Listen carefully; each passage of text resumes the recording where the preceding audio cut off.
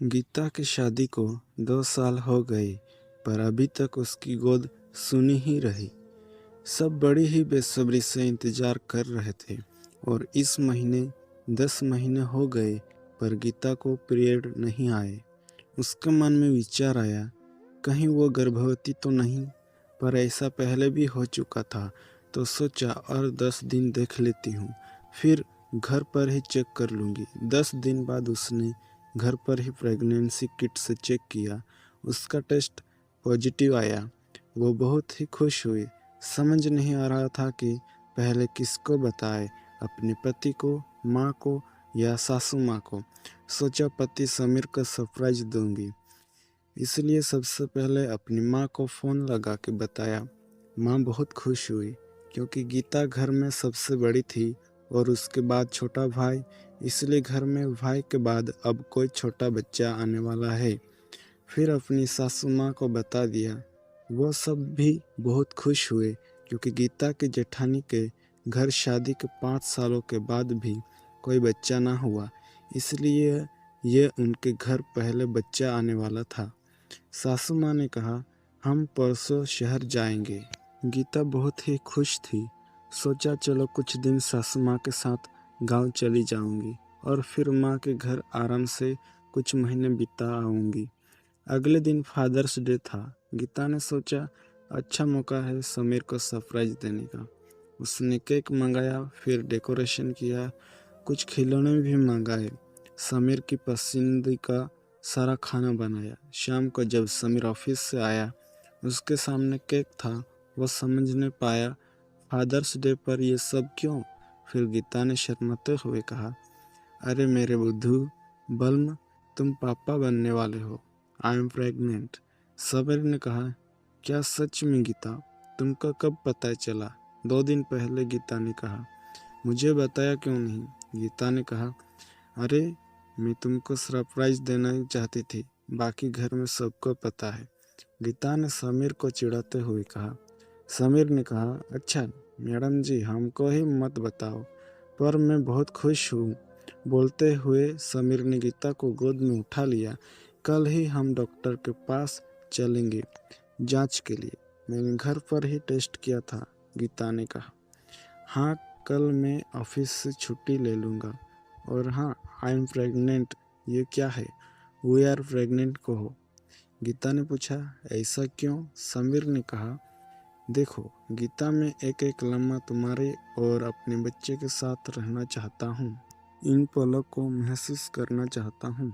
पूरे 9 महीने तुम ये पीड़ा सहती हो बच्चे के लिए, तो क्या मैं इसमें तुम्हारा साथ नहीं दे सकता?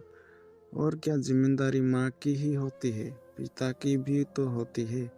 तुम अपने घर चली जाओगी, फिर जब बच्चा हो जाएगा मैं उसे यहाँ ले आऊँगा, पर उन सब पलों का मैं नहीं महसूस कर पाऊँगा जो तुम करोगी। इसलिए आज से तुम और बच्चा मेरी जिम्मेदारी हो। गीता बहुत खुश थी, क्योंकि आज तक उसने ऐसा ही देखा है।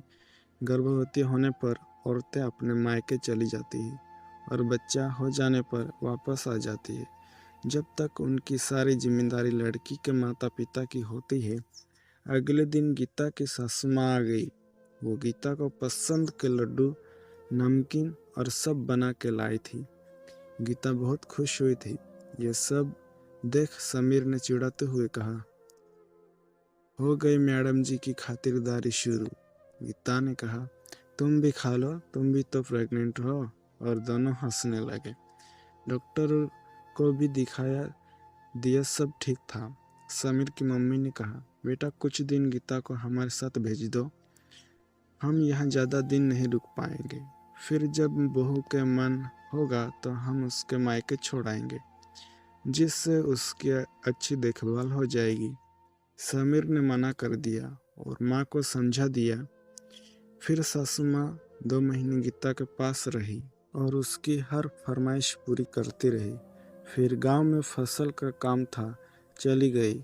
समीर भी बहुत ध्यान रखता, खाने पीने, दवाई, कब हॉस्पिटल जाना है, बच्चे की हार्ट बीट सुनने से लेकर इसको सोनोग्राफी में देखने तक, सब पलों में गीता के साथ होता। सासू माँ के जाने के बाद गीता की माँ 2 महीनों के लिए आ गई।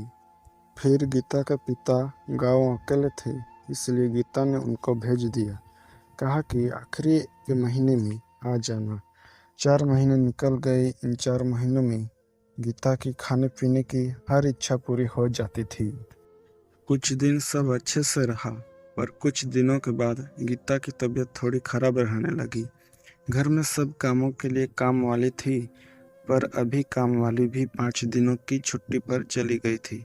इसलिए हर काम समीर को करना पड़ता, क्योंकि गीता के पैरों में सूजन आने लगी थी और बीपी भी बढ़ने लगा था। एक दिन गीता ने कहा, समीर मुझे अभी पानी पूरी खाने का बड़ा मन कर रहा है, बाहर से मंगा दो। इस पर समीर ने कहा, बाहर का तुमको मना है। गीता ने कहा, खाना बनाने वाली नहीं आ रही है, नहीं तो वो बना देती, अब क्या करूं, बहुत मन हो रहा है। समीर ने रेसिपी देखी और सामान लाया और पानी पूरी बना दी। गीता की इच्छा पूरी हो गई। समीर गीता की खुशी और इच्छाओं का बहुत ध्यान रखता। कभी पेट पर तकिया लगा के बोलता, देखो मैं भी प्रेग्नेंट हूँ। कभी उसकी नकल उतारता। गीता भी बहुत खुश थी। एक दिन रात को 2 बजे गीता ने समीर को आवाज दी। समीर हड़बड़ा के उठा और बोला, तुम ठीक तो हो गीता? बोली, समीर मुझे रसगुल्ले खाने का बड़ा मन हो रहा है, मैं क्या करूं? समीर ने कहा, अभी तो दुकान बंद हो गई है, हलवा बना देता हूँ, उसी से काम चला लो। दोनों हंसने लगे, पर सुबह गीता के उठने के पहले रसगुल्ले उसके सामने हाजिर थे।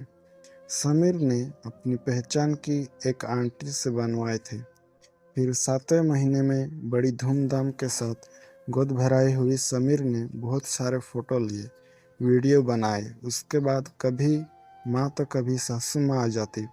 9वां महीना शुरू हो गया था, कभी बच्चा हो सकता था।